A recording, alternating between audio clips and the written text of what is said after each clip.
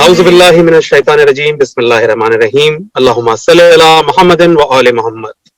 قائم T V Canada دیکھنے والے تمام ناظرین کو پروگرام عالم آن قائم سے سجاد شاہ جی کی طرف سے السلام علیکم۔ ناظرین، ماہ سیام اپنی برکتوں کے ساتھ رواں دواں ہیں۔ اس مہینے میں ہماری گفتگو ہو رہی ہے علامہ شیخ انور علی نجفی صاحب کے ساتھ۔ آپ نجف سے فارغ التحصیل ہیں۔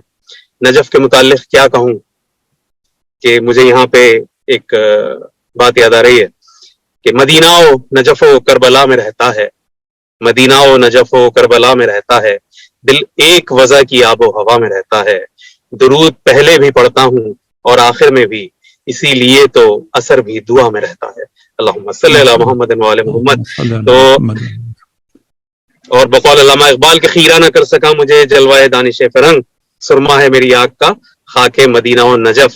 تو وہ نجف میں مولا علی کا مکتب اور اس کے بعد مدینے میں امام جعفر صادق علیہ السلام کا وہ مدرسہ، تمام علوم کا جو منبع ہے وہ وہی ہے، اور آغا کا تعلق وہیں سے ہے۔ آغا ہماری خوش قسمتی ہے کہ آج پھر سے ہمارے ساتھ موجود ہیں۔ آغا کے ساتھ ہم شب قدر پہ گفتگو کر رہے ہیں۔ السلام علیکم۔ وعلیکم السلام ورحمۃ اللہ وبرکاتہ۔ بہت شکریہ آغا آپ کے وقت دینے کا، آپ کی موجودگی کا۔ حیاکم اللہ۔ آغا سب سے پہلے تو یہ بتائیے کہ ماہ سیام میں ایک روزے دار کو کھانے پینے کا تو ٹھیک ہے، وہ تو ایک ڈیفینیٹ چیز ہے کہ انسان سحر پہ روزہ بند کرتا ہے، اس کے بعد مغربین پہ کھولتا ہے جب افق پہ سیاہی چھا جائے۔ سب سے پہلے تو ذرا اس ٹائم ڈفرنس کو تھوڑا سا ڈیفائن کیجیے گا۔ یہ جو مسلموں کے درمیان دو ٹائم ڈفرنسز ہے، ظاہر ہے اہل تشیعوں کی نماز تھوڑی دیر کے بعد ہوتی ہے، اور ہمارے برادران اہل تسنن جو ہیں وہ اچھی خاصی روشنی میں ان کے ہاں مغرب کی اذان ہو جاتی ہے، اور وہ بڑی تیزی دکھاتے ہیں، بڑی سرعت کے ساتھ روزہ افطار کرتے ہیں، کیونکہ ان کے ہاں مکروہ کا اس کے اندر بڑا احتمال ہے۔ تو اس کے بعد وہ پھر نماز کی طرف دوڑ پڑتے ہیں۔ اہل تشیعوں میں روزے کے افطار کے وقت نماز کا رجحان کم دیکھنے میں آتا ہے۔ اس کی وجہ کیا سمجھتے ہیں آپ؟ علماء تو اپنا کام میرے خیال سے تو بہت اچھے سے نبھا رہے ہیں، خطبہ اپنا کام اچھے سے نبھا رہے ہیں، وہ واعظ بھی دے رہے ہیں، نصیحت بھی دے رہے ہیں۔ کیا وجہ ہے کہ لوگ ان نصیحتوں کو پہ عمل پیرا نہیں ہو رہا ہے؟ ریزن کیا ہے آپ کی نظر میں؟ کیا ریزن ہے؟ میں آج کے اپنے معاشرے کی بات کر رہا ہوں۔ جی چلے، آپ نے بات شروع کی تھی کہ اختلاف کس وجہ سے ہے اوقات میں، ایک فقہی مسئلہ ہے اور اس میں ہماری اپنی دلیلیں ہیں، ان کے پاس اپنی دلیل ہوگی، اور ہمارا یہ کہنا ہے کہ قرآن کی دلیل ہمارے ساتھ ہے، اور میں یہاں اس کو بیان نہیں کروں گا۔ میں کہوں گا جو بھی قرآن پڑھ سکتا ہے، وہ سمجھ سکتا ہے، اس کو قرآن کے ٹیکسٹ کو دیکھے اور اس کے بعد خود فیصلہ کر لے کہ روزے کو کہاں تک ہونا چاہیے۔ میں اس سے زیادہ یہاں اس کی گفتگو نہیں کرتا، اور اس کو چھوڑتا ہوں سنی شیعہ دونوں کو، کہتا ہوں کہ قرآن پڑھ لے اور ادھر سے آپ کو سمجھ میں آ جائے گا۔ اور یہاں میں ایک اور واقعہ بھی سنا دوں۔ ایک صاحب ہیں مصر کے پروفیسر ہیں، وہ شیعہ ہو گئے۔ جو شیعہ ہوئے تو ان سے کسی نے پوچھا کہ بھائی تمہیں کیا ہو گیا، تم نے یہ کون سا مذہب اختیار کر لیا اور کیوں تم شیعہ ہوئے؟ اس نے کہا میں ایک مسجد میں بیٹھا ہوا تھا، ایک چھوٹا سا بچہ آیا جو ابھی بالغ بھی نہیں ہوا تھا، 11-12 سال کا بچہ آیا، اور اس نے نماز پڑھی اور وضو جو اس نے کیا، میں دیکھ رہا تھا مسجد میں، وہ اس نے پاؤں دھونے کی بجائے مسح کیا۔ میں نے اس سے کہا کہ بیٹا ادھر آؤ، یہ تم نے وضو صحیح نہیں کیا۔ تو اس نے مجھے آئے وضو سنائی، تو مجھے لگا کہ میں نے زندگی میں پہلی دفعہ یہ آئے وضو سنی ہے جس میں پاؤں دھونے کا ذکر نہیں ہے۔ اس نے کہا شیخ تو بڑا لکھا لگتا ہے، تو اتنی عمر کا ہے، قرآن کی صاف سی آیت ہے، یہ تجھے کیسے سمجھ میں نہیں آ رہی کہ یہ وَامْسَحُوا ہے، مسح کرو اپنے پاؤں کو بھی اور سر کو بھی؟ تو اس آیت کو کہتا ہے مجھے لگا کہ میں نے پہلی دفعہ سنا ہے۔ تو آپ بھی جو اتنے عرصے سے اس خیال میں ہے کہ روزہ کہیں مکروہ نہ ہو جائے، اس لیے بہت جلدی سائرن کے ساتھ روزہ افطار کرتے ہیں، تو تھوڑا سا آیت پڑھ لیجئے، دیکھیے کہیں روزہ مکروہ سے باطل کی طرف تو نہیں جا رہا ہے۔ اس کا فیصلہ آپ خود کر لیں، اس میں ہم ابھی مناظرے کرنے پہ نہیں ہیں۔ دوسرا جو آپ نے کہا کہ علماء اور واعظین و ذاکرین اپنا کام خوب انجام دے رہے ہیں، میں اس سے اتفاق نہیں کروں گا۔ میں اپنے لیے اپنے ذمہ لوں گا کہ ہم علماء جو ہیں اس طرح اپنی بات کو لوگوں تک نہیں پہنچا سک رہے ہیں، وَإِلَّا لوگ بہت اچھے ہیں, لوگ فالو کرنا چاہتے ہیں, لوگ مومن ہیں, لوگ متدین ہیں, ان تک بات صحیح پیرائے میں نہیں پہنچ رہی ہے, نہیں پہنچی ہے ابھی تک کا جو زمانہ گزرا ہے. اس میں خراج تحسین پیش کروں گا, جس طرح آپ کا ٹی وی چینل ہے اور یہ پلیٹ فارم ہے, ان پلیٹ فارمز کے ذریعے پہنچ رہا ہے. وجہ یہ ہے کہ ہم لوگ دینی تعلیم کو کم اہمیت دیتے ہیں اور بہت کم لوگ ہمارے علماء بننے کے لیے دینی مدارس کی طرف جاتے ہیں. تو علماء کی اتنی چھوٹی سی تعداد سے اتنی بڑی توقع رکھنا بہت مشکل ہے کہ ہم ابھی بہت ہوئے تو 10,000 علماء میں سے ہیں, چھوٹے بڑے سارے ملا کے. تو 10,000 کو جب 10 کروڑ کی تربیت کرنی ہے تو یقیناً پھر یہ کام یہاں سے نہیں ہوا ہے. یعنی علماء کی طرف سے, نہ کہ علماء کی کوتاہی کی وجہ سے نہیں ہوا, ان کے کیپیسٹی نہیں ہے اتنی کہ وہ تمام لوگوں تک پہنچ سکیں اور ان کو پھر اس طرح صحیح طرح ان کی تربیت کر سکیں. اور یہ تربیت کا سلسلہ شروع ہوتا ہے بچپن سے, اور اس کے مدرسے سے, اسکول سے, اور ان کے کھیل کے میدانوں سے. ان تمام جگہوں پہ اگر تربیت کی جائے تو پھر انسان ایک تمدن اور ایک فقہ کا حامل ہوتا ہے اور اس کے مطابق وہ زندگی گزارتا ہے. اگر ہم صرف مسجد کے چند لمحات میں سمجھیں کہ ہماری ساری تربیت ہو جائے گی تو پھر یہ تربیت نہیں ہوگی. تو اسے میں اس بلیم کو اپنے اوپر لیتا ہوں اور میں کہتا ہوں کہ ہماری طرف سے صحیح پیغام نہیں پہنچا. وَإِلَّا لوگ فالو کرنے کے لیے تیار ہیں, اور نہ فقط لوگ اتباع کے لیے تیار ہیں, لوگ دین کے لیے اور امام کے نام پہ جان دینے کے لیے قربان ہیں. وہ لوگ جو جان دینے کے لیے قربان ہیں اور وقت آنے پہ اپنی جانیں نثار بھی کرتے ہیں, اور ہماری تاریخ میں بہت سے لوگوں نے اپنی جانیں دے کر اس مذہب کو بچایا ہے, اس آزاداری کو بچایا ہے, اس کو ہم تک پہنچایا ہے. تو وہ یہ چھوٹی چھوٹی چیزیں جو ہیں ان پہ کیوں عمل نہ کریں اگر ان تک صحیح منتقل ہو جائے. اور یہ آپ یہ فریضہ انجام دے رہے ہیں, خدا آپ کو جزائے خیر دے کہ ان باتوں کو آپ پہنچا رہے ہیں لوگوں تک. اور پھر یقیناً جہاں جہاں تک پہنچ رہی ہے وہاں بہت بڑی تبدیلی آ رہی ہے, بہت بڑی تبدیلی آ رہی ہے. آج سے 20 سال پہلے کا اگر آپ معاشرہ دیکھیں اور آج کا معاشرہ دیکھیں, جہاں میڈیا نے اور تعلیم نے اور باقی چیزوں نے بہت سی خرابیاں مچائی ہیں, وہاں اگر آپ دیکھیں مساجد میں اور متدینین کی زندگی اور ان کے ثقافت میں ایک نمایاں تبدیلی آئی ہے اور بہت زیادہ بہتری آئی. صحیح ہے. آگے اسی سے بات کو میں اپنی کنیکٹ کروں گا اگلی بات کو, کہ آپ مدرس بھی ہیں, درس و تدریس سے وابستہ ہیں, آپ طالب علموں کو بھی پڑھا رہے ہیں, دیکھ رہے ہیں, اور اس کے ساتھ ساتھ آپ جو ہیں وہ خطابت بھی کرتے ہیں. اس کے علاوہ بھی مومنین آپ کے پاس جو ہیں وہ اپنے مسائل شرعیہ پوچھنے کے لیے آتے رہتے ہیں. تو یہ بتائیے کہ آپ لوگوں میں, ان کی ذہنیتوں میں کیا دیکھ رہے ہیں کہ ان کو ان کے اذہان جو ہیں وہ ذہنی ترقی کی طرف ہیں یا تنزلی کی طرف ہیں؟ کیونکہ مجھے ذاتی طور پہ ایسا فیل ہوتا ہے کہ علم کی کمی ہوتی جا رہی ہے. میں اگر مکتب تشیع کی بات کروں, ہمارا ایک عام شیعہ آج سے 20 سال پہلے 30 سال پہلے جو ایک عام آدمی کی نالج اور اس کی معرفت اور اس کے ایک خوش عقیدہ وہ ہوا کرتا تھا, آج وہ تھوڑا سا تذبذب کا شکار ہے. آپ بھی یہ چیز محسوس کر رہے ہیں سامعین میں, مومنین میں اور اپنے طالب علموں میں, یا نہیں؟ طالب علموں کا تو الگ ہے, ان کو ہم ابھی بحث نہیں کرتے کیونکہ وہ تو آتے ہیں تعلیم کے حصول کے لیے, تو وہ کم و بیش ایک طرح کے ہی رہتے ہیں.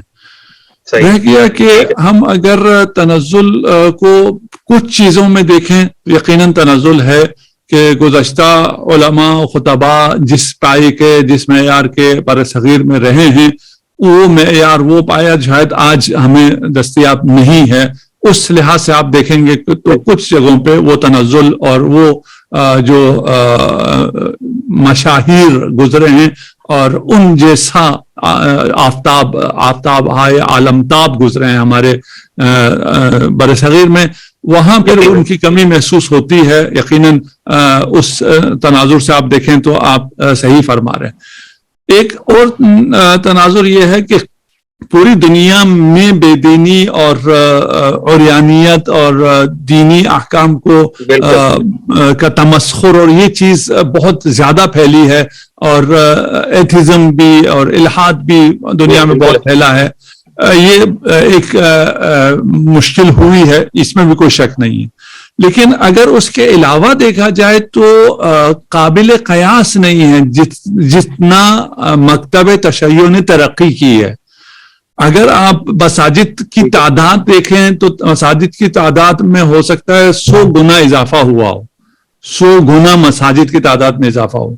اگر آپ اس میں نمازیوں کی تعداد دیکھیں تو اس میں بھی 100 گنا سے زیادہ اضافہ ہوا ہے, کمی نہیں ہوئی ہے. کوئی مسجد ایسی نہیں ہے جہاں پہ آپ کہیں 20 سال پہلے تو لوگ زیادہ تھے اب لوگ کم ہو گئے. نہیں, ہم نے جتنی مساجد بنائی ہیں اور اس حساب سے بنائی تھی کہ یہ آئندہ 50 سال کے لیے ہم بنا رہے ہیں, اور 50 سال کو نظر میں رکھ کے وہ 2 سال 3 سال میں ابھر گئی ہیں, اس میں توسعہ کرنا پڑ رہا ہے, اس میں مزید جو ہے وہ بنانے پڑ رہے ہیں, ہال بنانے پڑ رہے ہیں اور نماز کی جگہ بنانی پڑ رہی ہے. تو بہت بڑا استقبال ہے, بہت زیادہ لوگوں تک آگاہی بھی آئی ہے. اور پھر یہ سوشل میڈیا نے, میں آپ کے پلیٹ فارم کو بہت زیادہ اس لیے بھی اپریشیٹ کرتا ہوں کہ اس نے بہت بڑا کام کیا ہے. اس نے نہ فقط ہمارے تشیع کے اندر مومنین کے سطح علمی کو بلند کیا ہے, بلکہ اس مکتب تشیع کے حقائق کو بہت سے لوگوں تک, عام مسلمانوں تک اور نان مسلمز تک بھی پہنچایا ہے. آج بہت سی وہ ابحاث جو پہلے لوگ نہیں سمجھ سکتے تھے ابھی بہت آسانی سے سمجھ سکتے ہیں, وہ میڈیا کی وجہ سے. یہ تمام چیزیں اب اس میں نہیں ہے, پردے میں نہیں ہے, خفا میں نہیں ہے, یہ آشکار ہو کر سامنے آئی ہیں, لوگوں کے سامنے بیان ہوئی ہیں. احادیث ائمہ کو آپ اگر صرف اتنے اسی کو لے لیں نا کہ ائمہ کی احادیث کتنی لوگوں تک پہنچی ہیں, سنی شیعہ نان مسلم سب کو اگر آپ لیں تو وہ پہلے اس سکیل پہ احادیث نہیں پہنچی تھی لوگوں میں, ترجمہ ہو کے, تشریح ہو کے, بیان ہو کے, پہلے اس سے پہلے کبھی نہیں پہنچا تھا. اور وہ پھر اپنا معجزہ کر رہا ہے. اور ابھی عالم اسلام کا کوئی ایسا خاندان نہیں ہے جس میں لوگ شیعہ نہ ہوئے ہوں, مخصوصاً عالم عربی میں, کیونکہ یہاں تو پھر ہم تو ترجمہ کرتے ہیں, وہ کلام معصوم اس طرح نہیں پہنچتا, ہمارا کوئی ترجمہ ٹھیک کرتا ہے, کسی کے ترجمے میں تاثیر نہیں ہوتی ہے. لیکن عرب دنیا میں کیونکہ میڈیا کی وجہ سے پہنچا ہے, ایک بہت بڑی تعداد میں لوگوں نے تشیع کو قبول کیا ہے. اور ایک کلام معصوم ہے کہ لو فإن الناس لو علموا محاسن کلامنا لاتبعونا, یہ پہلے حدیث کی حد تک تھی, آج ہم اس کا ترجمہ عملی ترجمہ دیکھ رہے ہیں کہ لوگوں کو امام رضا علیہ الصلوۃ والسلام نے فرمایا تھا, میری جان قربان آپ کے اس خوبصورت کلام پر, کہ اگر لوگوں کو ہمارے کلام کی اچھائیاں محاسن پتہ چل جائیں تو وہ خود سے ہماری پیروی کریں گے. اور اس پیروی کو ہم دیکھ رہے ہیں الحمدللہ, اور بہت زیادہ مثبت ہے. وہ جو آپ جس کی طرف اشارہ کر رہے ہیں وہ اپنی جگہ بالکل صحیح ہے, وہ انحطاط آیا ہے, پورے معاشرے میں آیا ہے, لیکن جو بیداری آئی ہے اور جو کلام ائمہ پہنچا ہے اور جو حقائق لوگوں تک پہنچے ہیں اس کی نظیر تاریخ انسانیت میں نہیں ملتی ہے. اور یہ بہت گولڈن ایرا ہے دین کے لیے. اگر میں یہاں پہ جملہ مسلمانوں کی بات کروں, بلا تفریق کسی بھی فرقے کے تمام مسلم امہ کی بات کروں, تو کیا یہ ائمہ کے اقوال سے, ائمہ کی تعلیمات سے دوری کا نتیجہ ہے کہ آج ابھی آپ نے بھی اس بات کی طرف اشارہ کیا کہ مساجد کی تعداد بھی زیادہ ہے, نمازیوں کی تعداد بھی زیادہ ہے, اسی طریقے سے مجالس بھی زیادہ ہیں, عزادار بھی زیادہ ہیں, میلاد بھی زیادہ ہیں, وہاں نعت خواں بھی زیادہ ہیں, نعت سننے والے بھی زیادہ ہیں, ہر چیز میں زیادہ ہے. اور آج اس میڈیا کے تھرو, انٹرنیٹ کے تھرو یہ آسانیاں اویلیبل ہو گئیں کہ ہر شخص کی کتاب تک رسائی بھی ہو گئی. وہ پی ڈی ایف کے تھرو جو چاہے وہ کتاب کو جس طرح سے ویکیپیڈیا سے, گوگل سے, جہاں سے چاہے اس تک رسائی بھی کر سکتا ہے اپنی مطلوبہ کتاب تک. لیکن یہ سب زیادہ ہو جانے کے باوجود ایمان کم کیوں ہو گیا؟ سارا قصور تو ہم علماء پہ نہیں ڈال سکتے. نہیں, میں اس مقدمے میں بھی آپ سے اختلاف کا حق رکھتا ہوں کہ ایمان کم نہیں ہوا ہے, ایمان کم نہیں ہوا ہے. ہر معاشرے کو لگتا یہ ہے کہ پہلے بہت تھا ابھی کم ہو گیا ہے. دیکھیے جو جوان جس خطرے میں آج کا جوان ہے اس خطرے میں گزشتہ جوان نہیں تھے. حقیقت آج کے جوان کو جو چیلنجز درپیش ہیں जितनी आजादी उसको मुयसर है, जितने मौके उसे मुयसर हैं, जितने उसे गुमराह करने के लिए प्रोपेगेंडा, मिशनरी, मीडिया, लिटरेचर सब कुछ है, उसको दरो दीवार, जमीन और आसमान से इनहिराफ की दावतें हैं और तमाम मौके फराहम है। उसके बावजूद उसका ईमान है कि अभी भी बहुत से सालिम बच्चे हैं, बहुत से ऐसे जवान हैं जिन्हें देखकर मेरा जी चाहता है मैं उनके हाथ चूम लूं। बहुत खूब, यकीनन है ये उनके ईमान की वजह से है। तो मैं इसको नहीं मानता कि ईमान कम हुआ है। ये है कि अभी हमारी इंफॉर्मेशन बहुत वसी हो गई है, हमें बहुत ज्यादा लोग नजर आते हैं, फिर जो मनफी चीजें हैं उसे मीडिया बहुत ज्यादा प्रोपेगेट करता है। जो ईमान वाला है, जो बच्चा आज मुसल्ले पे बैठा है, गिरिया कर रहा है, खुदा से राबते में है और वो उसका सारा वजूद ज़ात बारी ताला से मुत्तसिल है, उसे तो कोई मीडिया नहीं दिखाएगा। वो जो गुनाह छोड़कर इबादत की तरफ जा रहा है उसे भी मीडिया नहीं दिखाएगा। मीडिया किसे दिखाएगा? उसे दिखाएगा जो गुनाह की तरफ जा रहा है। और हमें यूं लगता है कि बहुत ज्यादा गुनाह, बुराई बहुत ज्यादा हो गई है क्योंकि उसकी तशरीह बहुत ज्यादा हो रही है, उसकी तशजीह बहुत ज्यादा हो रही है। वइल्ला ऐसा नहीं है कि हम कहें कि ईमान कम हुआ, ईमान कम नहीं होता, ईमान कम हो सकता ही नहीं है अगर वसी पैमाने पे देखें। और इस साइंस की तरक्की की वजह से जितने ईमान में इजाफा हुआ है मैं उसे बयान नहीं कर सकता। अभी आप ईमान के इजाफे के लिए हर एक जवान के दिल में झांकना पड़ेगा ना, फिर पता चलेगा कि किसके ईमान में कितना इजाफा हुआ है। साइंस की तरक्की से कितना बशरियत के, मोमिनीन के, मुस्लिमीन के ईमान में इजाफा हुआ है। उस फिर प्रोग्राम चाहिए, हम बैठ के उसको डिस्कस करेंगे कि क्या क्या खुदा की आयात है, निशानियां हैं जिसको आज के जवान ने देखा है, आज की नस्ल ने देखा है, गुज़श्ता नस्लों ने देखा ही नहीं था। आज जो मेरे ईमान का आलम है वो गुज़श्ता नस्ल का हो सकता ही नहीं था, जो आज मैं अल्लाह की आयात और निशानियों को देख रहा हूं और समझ रहा हूं उसके नतीजे में। लेकिन मीडिया ने इसको बरअक्स प्रोपोगेट किया हुआ है और मीडिया ने ये बताया हुआ है कि अभी इल्हाद बहुत ज्यादा है, एथिज्म बहुत ज्यादा हो रहा है, लोग खुदा का इनकार बहुत ज्यादा कर रहे हैं। नहीं, ऐसा है ही नहीं है। खुदा का इनकार सिरे से करने वाले है ही नहीं, और अगर कोई करने वाले हैं भी तो वो ऐसे हैं जो दर हकीकत खुदा का इनकार नहीं करते, वो बुराइयों की तरफ जाना चाहते हैं, उसके लिए जस्टिफिकेशन लाते हैं और पेश करते हैं कि हम क्योंकि ये बुराई कर रहे हैं, वजह क्या जी खुदा नहीं है। नहीं, उससे पूछें तो उसके पास खुदा के न होने पर, उसके पास तो छोड़ें, वो बेचारे के पास क्या होगी, किसी के पास कोई दलील नहीं है। यानी ये जो दावा करते हैं, इल्म का दावा करते हैं कि क्योंकि इल्म की तरक्की हो गई है, ये इस्लाम है, ये ईमान है, ये दीन है, ये मजहब है, ये रिलीजन है जो इल्म की तरक्की जिसे साबित कर रही है। हाँ, एक मसला यहाँ पर यूं पेश आता है कि जो इनहिराफात हैं मजहब में, उन इनहिराफात को तरक्की गलत साबित करती है। उन इनहिराफात की बुनियाद पर अगर मसलन खुदा को ईसाईयत का खुदा, यहूदियत का खुदा या हत्ता सही मुस्लिम बुखारी का खुदा भी अगर हम पेश करें तो साइंस की बहुत सी चीजें तरक्की ये साबित करती नहीं, ये खुदा ऐसा नहीं हो सकता है जो इन की तरफ से पेश हो रहा है। तो वहां मसाइल आ सकते हैं। वह इल्ला वो खुदा जो कुरान ने पेश किया है, वो अल्लाह और उसकी जो कुदरतें और उसके जो एट्रीब्यूट्स और औसाफ और सिफात कुरान में बयान हुई हैं, या अखुल कुरान नहजुल बलागा में अमीरुल मोमिनीन के ज़बानी बयान हुई हैं, उस खुदा का इल्म के जरिए, साइंस के जरिए सबूत और उससे मोहब्बत और उसके आयात और निशानियों का आश्कार होना हर रोज गुज़श्ता से ज्यादा हो रहा है। माशाल्लाह माशाल्लाह, जज़ाकल्लाह जज़ाकल्लाह। नाजरीन, इसके साथ ही आज की गुफ्तगू यहीं पे इख्तिताम पसीर होगी और कायम टीवी कनाडा से प्रोग्राम आलिम ऑन कायम से सज्जाद शाह जी को इजाजत दीजिए। इस रमजान अपना और अपने गिरदो नवाज सबका बहुत ख्याल रखिए और देखते रहिए कायम टीवी, क्योंकि कायम से है जिंदगी। खुदा हाफिज।